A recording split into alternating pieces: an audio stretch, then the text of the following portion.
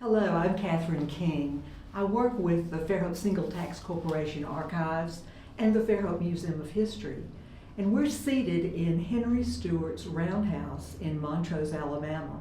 And we're very fortunate today to be able to have a conversation with Mr. Al Guarisco. Mr. Guarisco, and I'm going to call him Al, Mr. Guarisco, or excuse me, Al, is a native of Daphne, Bell Forest area. He is a researcher on local history, and he's always most gracious to talk with us about the local history. It just so happens that as a little boy, Al and his family would come and visit Mr. Stuart. And so we have the great opportunity today to hear what Al has to say about what he remembers about Mr. Stuart and the Roundhouse. Welcome, Al. Well, thank you. We're glad Thank to you. see you and very pleased that you could come and It's great and to be share here, with us. really, and involved. Yeah. I was very young. I would say somewhere 6, 7 years old, and there was really not much to talk about or show. And we had visitors, sometimes family, sometimes visiting friends, and to entertain them, we would take them down to see Mr. Stuart. He was always sort of eager and welcome visitors, and he was a high intellect, and he could talk about just anything. And of course, mainly they were just interested in how he survived and how he lived and why he was here, and that's all very interesting. And he did a fantastic job of building this little structure, and it's remarkable. It really is, Al. Yeah. It really is. Well, tell us when you visited, and you visited several times. Yeah. Is that correct? Yeah. Right. And you were about 6 or 7 years Yeah, old around yeah, the time. that's Well, all right. well, tell us how you came. When you said you came down here, that means you came down from the Daphne area. Yeah. And so were y'all in your car? Yes, they Okay. would be. Yes, they would have been in a car, and we might have parked near the road of the Scenic 98 because we walked up a kind of a narrow path. All It right. wasn't very, very wide and so forth. So what we know today is Parker Road. Yeah, it's Parker Which Road. is just to the south of where we're sitting here. That was just almost a trail, not really much of a road at that time. Yeah. And so you came down what is now our scenic 98 Yeah. and parked your car down there and walked, what, about a half a mile up the No, hill? no, it's not that far. Not but, quite that far, yeah. Mhm. It's not that much distance, and it was,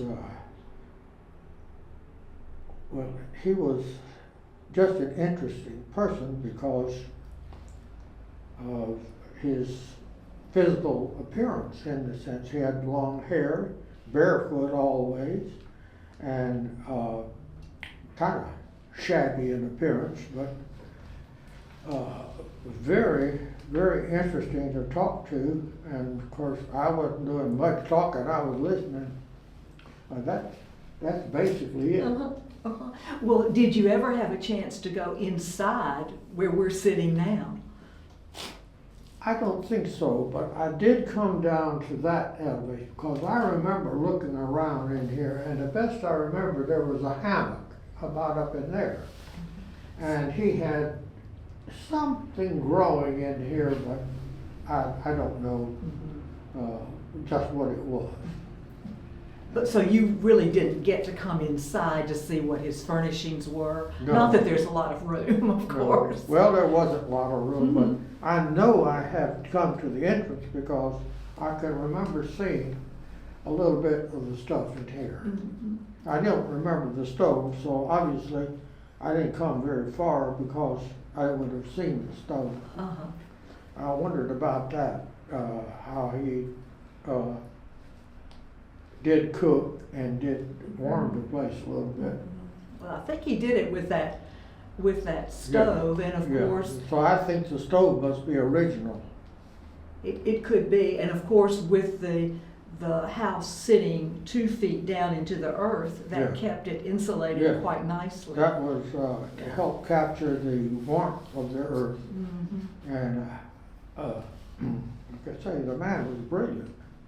Well, tell us about what you remember your family talking about Mr. Stewart. What did they say about him? What did your father say? They called him the Hermit. Uh-huh. And I don't recall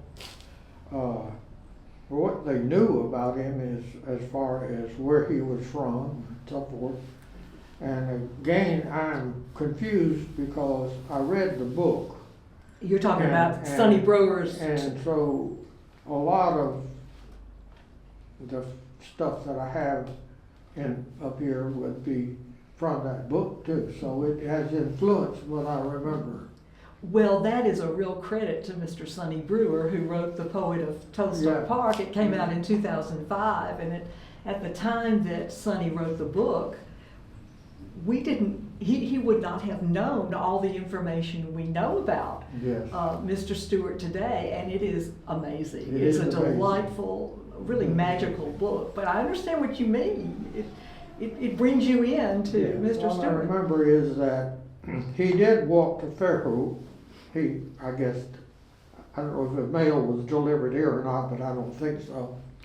And to get substance and so forth. Mhm. That he was always barefooted and he walked wherever he went. And supposedly he bathed in the creek. In down Rock here, Creek. Rock Creek. Uh-huh. Yeah. Well, what do you remember about how the outside looked? We know that when he came to this area from Idaho in 1923, he didn't build the roundhouse right away. No. He started that in 1925 and completed it in 26. But immediately he built a cabin, and it was right beside this structure we're in now. And he also built what he called a pavilion, which was an open air work area. It was just dirt and then a roof on tall I can't say that I timbers. remember that. Do you remember the cabin? Uh, Another building? No, I don't remember. There wasn't anything around. Mostly, there was a little cleared area here, but it wasn't very large, and it was surrounded by trees. What about his famous gardens? He had gardens that he called concrete gardens, and he was obviously making a lot of concrete when he was an expert in concrete, because what are we sitting in Yeah, now? right. But he also made deep vessels to put earth in, and that's how he grew all his vegetables. And Yeah. I wondered if you remember I seeing don't remember. those. I don't remember that part, but I do remember him talking about to the people, who were visiting, about growing the vegetables, and that he just about sustained himself with He his did. gardening. He did. What else do you remember about him talking about those types of things? That's about all I remember. Now, Al, you were 6 years old. Heavens above. Yeah, well, maybe I wasn't very observant. Well, I think that you did a great job. I really do. Anyway, but this was one of the items in this area that was of interest, let's put it that way, and everybody that came here was impressed. Mhm. He was an impressive person. Uh-huh. He really was. Were you afraid of him, or did he seem kindly, or was just? He was a rather courteous person. He certainly wasn't trying to lecture anybody here, but he would talk about mainly his ability to live in this structure and live and survive. So did he ever talk about his beliefs about, say, religion or education? Those are topics that we have recently found out that he had very strong opinions about. All I know is that that everybody was impressed by him. There was no doubt when you talked to this man that he was brilliant and just capable and very knowledgeable of everything. I mean, how he got his information, I don't know, but I guess the local newspaper, but I just don't remember. Well, we that. do know, that's a good point, we do know that, of course, the mail was very important to Yes. him and his neighbor, Mr. Parker. And they used the Montrose post office. And Yeah. one of them would get the mail every day, and he had journals coming in and newspapers. He read the local Fairhope Courier and the Oh, yes. Mobile paper, but lots of other informational brochures were coming in all the time. So he was very well informed Yes. person. That's the impression I got.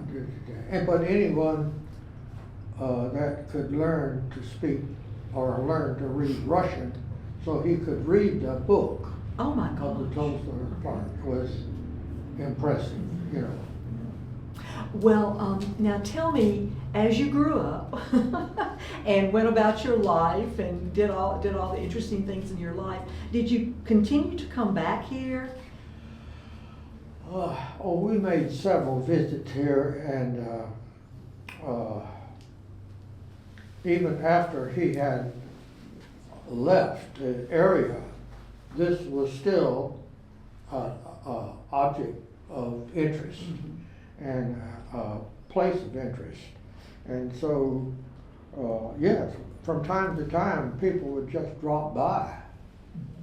See, it's still here. Yeah, it's still here. Well, we know that he left the area in 1944 and moved to Oregon, where his sons were. But in 1943, realizing, I suppose, that he would probably be leaving, he sold the house and the property to Converse and Edith Harwell, who were the famous potter. Edith Harwell was the famous potter who started Pinewood Pottery, which is where the Eastern Shore Art Center is today.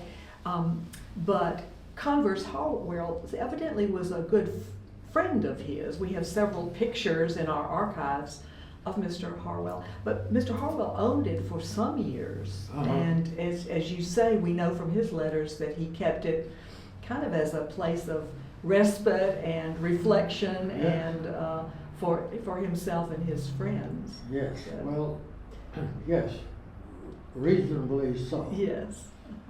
I visited from time to time in the later years, and when I would be traveling around and say, yeah, I'd drive through and look. But just because it is what it is, you know. Well, you would do that because you are so involved with the history of the Daphne Bell Forest area. You've done so much to keep all that important information collected and out front. Yeah, and your family is one of the important founding families of Daphne. Well, thank you. Yes. Well, we were there a while, and well, we have the home place now, and that's well over 100 years old now. So. Well, I will say, let me mention that in going through all these photographs that we've received from Henry Stuart's family, and they're mainly pictures that Mr. Stuart himself took. But there was one picture that was of a little boy with a baseball cap on, and there was Mr. Stuart, and then there were two teenage kind of girls. Ladies. Yeah, I have that picture. And I thought, I bet that's little Al. And Well, you don't think it is. I don't think it is because I cannot recognize the ladies. Okay. So I don't think it Okay, is. well, but, in my heart, be. it's you, Al. Because it's 1937, but Yeah, if that's about right. if you say it's not, but anyway, it is a charming picture because it has Mr. Stuart standing out by his sundial and his gardens. Oh, that's And, right. I yeah. forgot about the sundial. And it was a 600-pound sundial. And there were two young ladies, just lovely looking young girls, and then there was this little boy on the ground. I thought it was you. He's hiding behind something, I don't remember what. Well, Al, you did mention the hammock, and that that you knew that he slept in a hammock, and it was strung, and you almost see the boreholes. You see one hole up there. Yeah, I think that's the hole. Well, I can't see the other side yet, but the hammock was here, to the best I remember. Well, we know from all these journals and diaries that we have of Mr. Stuart, his family gave us 1928, 1929, and 1934.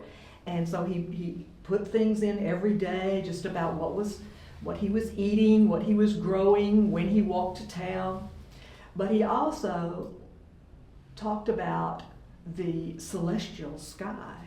And of course, here we have the two skylights, which originally opened for ventilation, but he would make little drawings out of where the moon was, and Venus and Mars. And so you can think of him in his hammock, relaxing and looking up at the night sky, because he got up very early in the morning, like 4 a.m., and had his oatmeal flavored with ginger and tea. That's what he had usually for breakfast. Well, Al, anything else that you'd like to talk about the area in those 1930s, early 40s, coming to visit, what you recall, maybe what your sisters and brothers said about it? I think the road was paved in 1936. All right. So actually we came by pavement to that point. And again, we walked in, and that's about all I do remember. Well, it's a lot. Yeah. Well, we certainly appreciate you doing this, and it turned out that this is a very interesting yeah. situation. I hope they can move it. Yeah. Well, as you know, it's under consideration for sure. And I don't know much, but I know that I do not think he's got wire or reinforcement to hold it. Well, we know that he made these 30-inch concrete slabs out of a mold. We see the mold in his pictures. And then the next rim, the dome, where the dome starts, those are bricks that he brought up by himself from the bayfront. Wheelbarrow after wheelbarrow over the years. And this is 1925-26 when he was doing this. There was a brick yard down here at Rock Creek. All righty. And I understand that when he went down to bathe that he brought back brick, but they do look whole, but I was thinking that he had brought back rejected brick from that particular place. Because that's a lot of brick, and that's a lot of trips, and anyway, it's marvelous. Man was genius. He was. We know that that part of his career, he was what's called a stationary engineer, which I didn't know what that was, but it was, instead of a ship engineer, he was a stationary engineer taking care of power plants and structures on land that were moving. And so a lot of his time was spent in Colorado and Idaho working in the mines as an engineer. So he had a mind for that, definitely. He definitely knew what he was doing. It's obvious by the structure that it is just a marvel. Yeah, it really is. Well, Al, thank you very much. Thank you for your time and all your work in. I wish all success in moving this. Well, well, the city is working, and so are several groups of people. So let's hope it happens. All right. Thank you very much, and thank you for watching. All right.